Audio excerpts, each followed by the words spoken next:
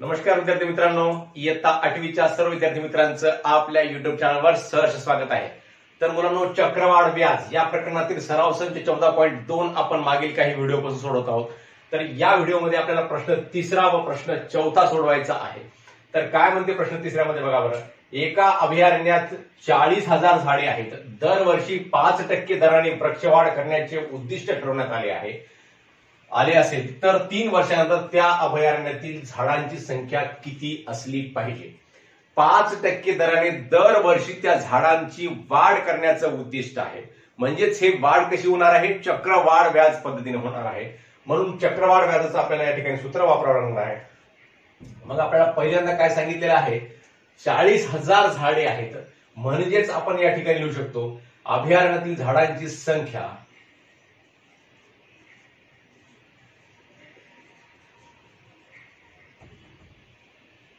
अभयारण्यातील झाडांची संख्या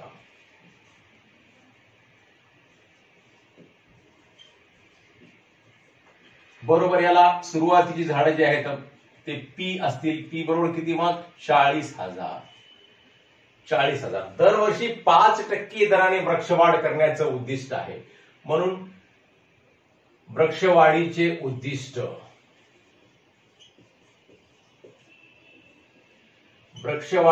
उद्दिष्ट जे आहे ते उद्दिष्ट आपल्याला आर म्हणून वापरावे लागेल। किती आहे ते 5% आहे।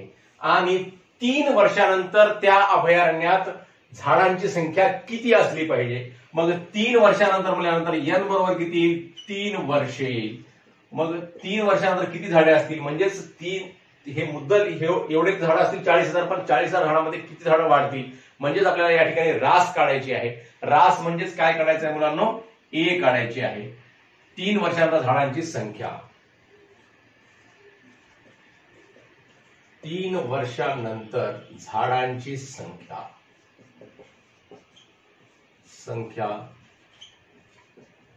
बरोबर ए बरोबर आहे किती। मग आता आपल्याला ए काढण्यासाठीचं सूत्र वापरायचं। ए बरोबर आहे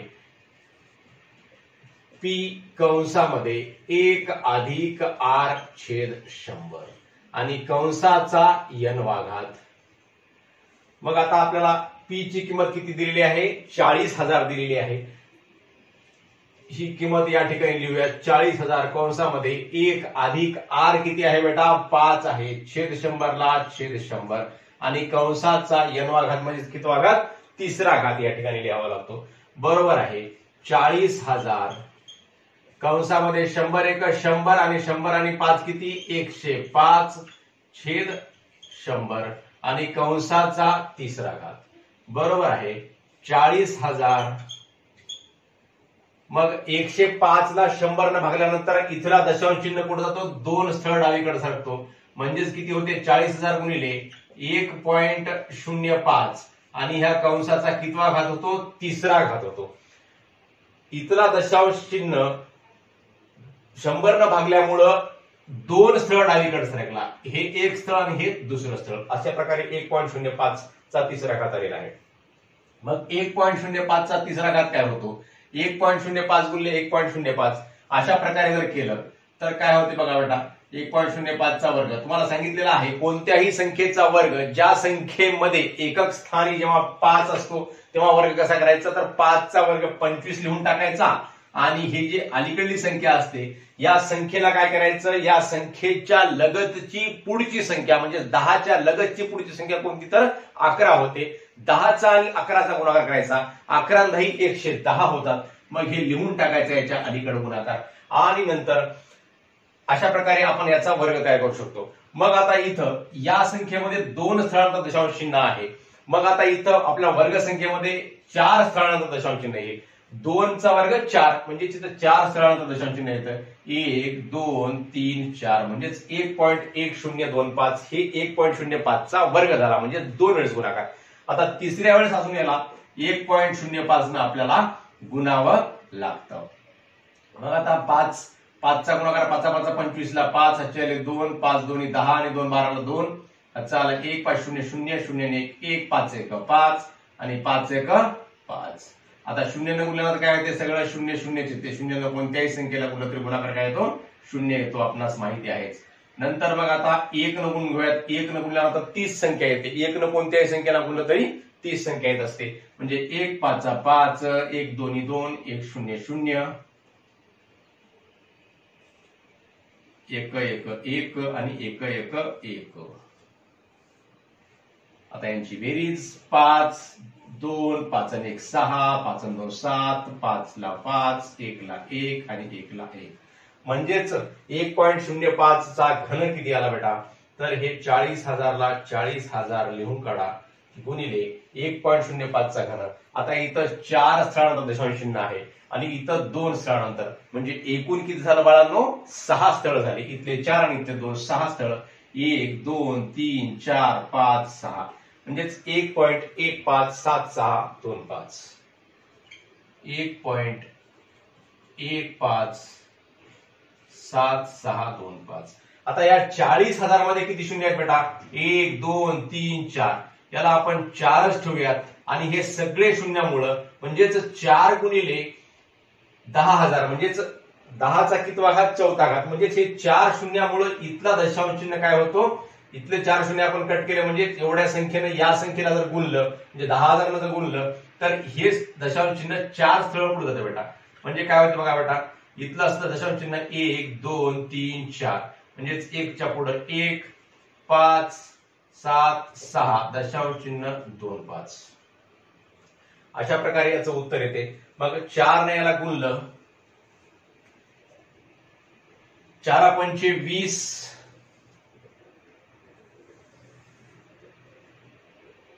बरोबर आहे. 4 पंचे 20 ला 0, हातच्या आले 2, 4 दोन्ही 8 आणि 2 10 ला 0, हातचा आला 1, 4 सगळं 24, 24 आणि 1 25 ला 5, हातचा आला 2, 4 7 28, 28 आणि 2 30 ला 0, हातच्या आले 3, 4 पंचे 20, 20 आणि 3 23 ला 3, 23 ला 3, हातचे आले 2, 4 1 4, 4 आणि 2 6 आणि 4 1 4. म्हणजेच दशांश चिन्ह किती स्थळांतर येतो? 2 स्थळांतर. म्हणजे तिथं किती झालं मग? आता हे 46,305, दशांश 00 म्हणजे 46,305. ही काय आहे? ए आहे, म्हणजेच 3 वर्षांतर झाडांची संख्या आहे. म्हणून त्या अभयारण्यात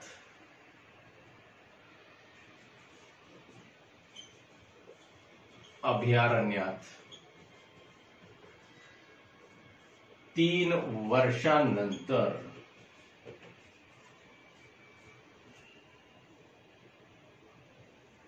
46,305 झाडे असली पाहिजे. दरवर्षी जर 5% झाडं वाढवले तर एवढे झाडं असली पाहिजे. हे आपलं उत्तर या ठिकाणी प्राप्त होते. अशा प्रकारे आपण हे गणित या ठिकाणी केलेलं आहे. हे आपलं खर्च काम आहे. त्याला आपण एका कोपऱ्यात लिहिलं. तर आपण लगेच आता पुढचा चौथा प्रश्न बघूया. तर मुलांनो, चौथा प्रश्न आहे या ठिकाणी. आज एक मशीन 2,50,000 रुपयांना खरेदी केले. घसाऱ्याचा दर दरवर्षी 10% असल्यास 2 वर्षांनंतर मशीनची किंमत खरेदीपेक्षा किती कमी होईल? आता एक मशीन खरेदी केलेली आहे 2,50,000 रुपयांना आणि त्या मशीनचा घसाऱ्याचा दर. आता घसारा म्हणजे काय आहे बाबा? तर घसारा म्हणजे कोणतीही मशीन असू द्या, कोणतीही वस्तू असू द्या, त्या वस्तूची विशिष्ट वेळेनंतर किंमत काय होत असते? कमी कमी होत जात असते. मग ती कमी होत जाणारी किंमत म्हणजेच काय असते? त्या वस्तूचा घसारा असतो. समजा आपण एक नवीन मोबाईल खरेदी केला आणि त्या मोबाईलची नंतर लगेच आपण 1 महिन्याला विक्री करतो म्हणलं, तर त्या मोबाईलची किंमत समजा 10,000चा मोबाईल असेल तर आपल्याला आपले मित्र 9,000ला 8,000ला मागतील. म्हणजेच तो काय झाला? त्या मोबाईलचा घसारा झाला. अशा प्रकारे कोणत्याही वस्तूची, मशीनची काही वेळानंतर विक्री केल्यानंतर त्याच्या किमतीमध्ये कमी किंमत होत असते. यालाच त्या वस्तूचा घसारा असं म्हणतात. मग 10% असल्यास तो घसारा 2 वर्षानंतर मशीनची किंमत खरेदीपेक्षा किती कमी होईल? घसारा इथे सांगितलेला आहे, मूळ किंमत सांगितलेली आहे आणि 2 वर्षानंतर त्या मशीनची किंमत किती कमी होईल हे विचारलेलं आहे. यानुसार आपण या ठिकाणी हे आता मांडणी करूयात. जे जे दिलेलं आहे आणि जे जे काढायचे ते आपण लिहूयात. मशीनची आजची किंमत, मशीनची आजची किंमत किती सांगितलेली आहे मुलांना? 2,50,000 सांगितलेली आहे. म्हणजेच याला काय म्हणता येईल, पी म्हणता येईल. 2,50,000. हे सर्व गणित आपण चक्रवाढ जे सूत्र आहे त्या सूत्रानुसार आपण सोडवणार आहोत. घसाऱ्याचा दर दरवर्षी 10% आहे. घसाऱ्याचा दर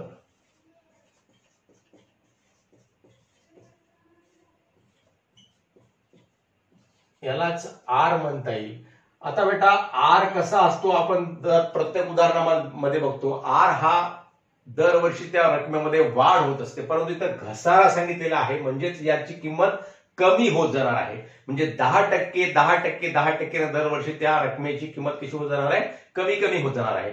म्हणजेच हा घसारा आहे, म्हणून हा आर प्लस 10 न लिहिता -10% असा लिहावा लागणार आहे. आणि 2 वर्षानंतर मशीनची किंमत खरेदीपेक्षा किती कमी होईल असं विचारलेलं आहे. म्हणजेच एन किती आहे, 2 वर्ष आहे. मशीनची किंमत विचारलेली आहे 2 वर्षानंतर. 2 वर्षांनंतर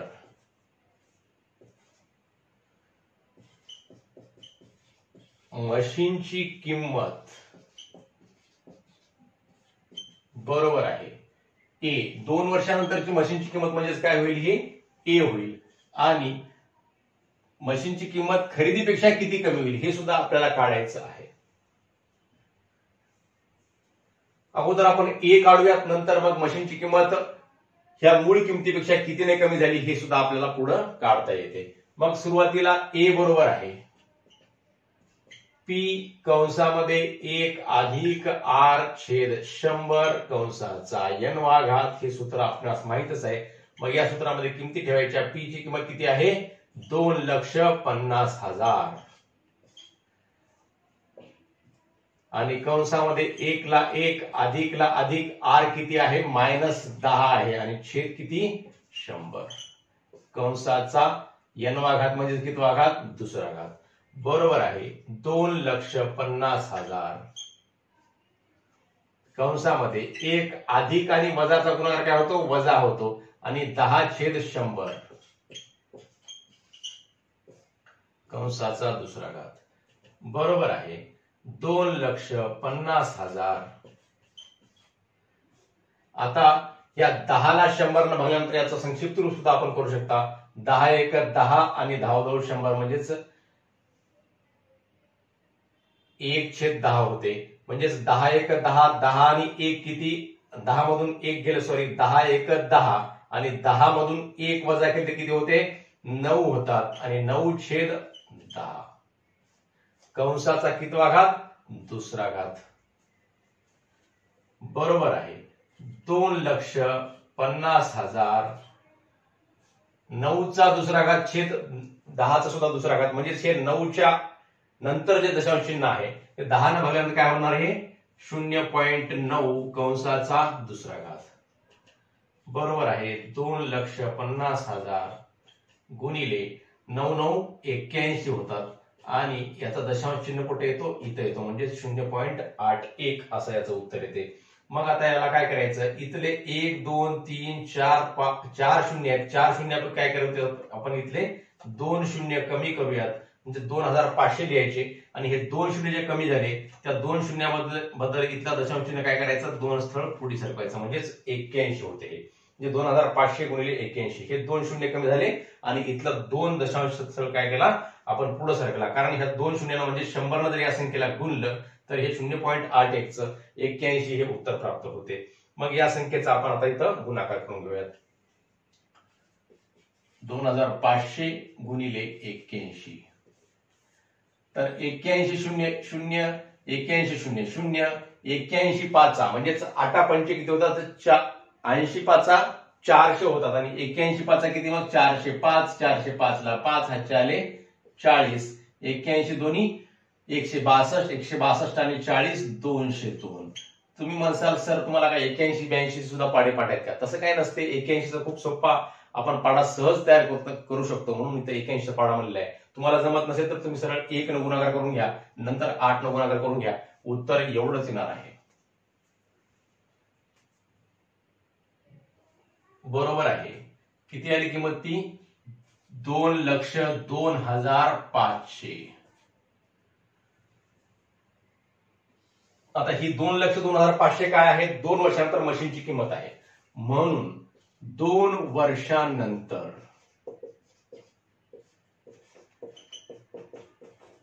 मशीनची किंमत बरोबर आहे 2,02,500 रुपये.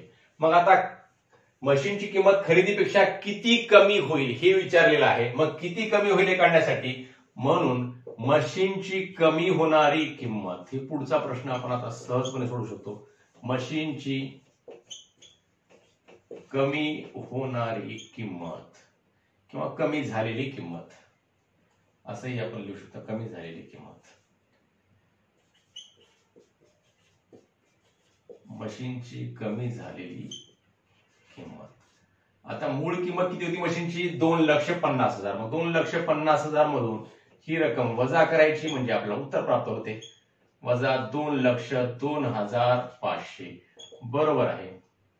शून्यामधून शून्य गेले शून्य, शून्यामधून शून्य गेले शून्य, शून्यामधून 5 जात नाही, 10 मधून 5 गेले 5, इथं राहिले 9, 9 मधून 2 गेले 7 आणि इथं राहिले 4, 4 मधून शून्य गेले 4 आणि इथं राहिलं 2 मधून 2 गेला 0. तर मशीनची किंमत किती कमी झाली? 47,500 रुपयांनी मशीनची किंमत कमी झालेली आहे. म्हणून 2 वर्षानंतर